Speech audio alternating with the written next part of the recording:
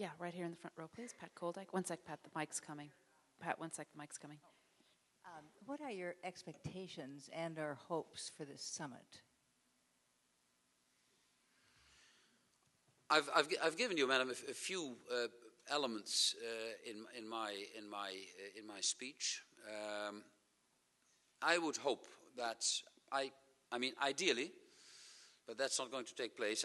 I would have liked to seen, as I said, the Russian president and seeing a meeting with the Russians at the highest level. I hope that NATO can intensify its relationship with its partners. I think.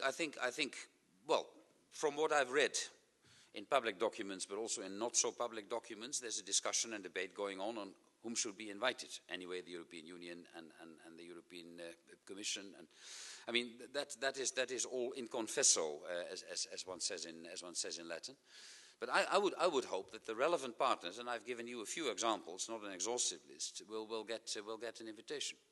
I hope that the NATO nations will learn and will make some initial moves how to behave and how to decide about your level of ambition in times of austerity. I was sitting next to Secretary Bob Gates when he made his valedictory address in Brussels. It was for the think tank Ambassador Hartog-Levin mentioned a moment ago. And that was, of course, a very gloomy picture Secretary Gates gave there in Brussels.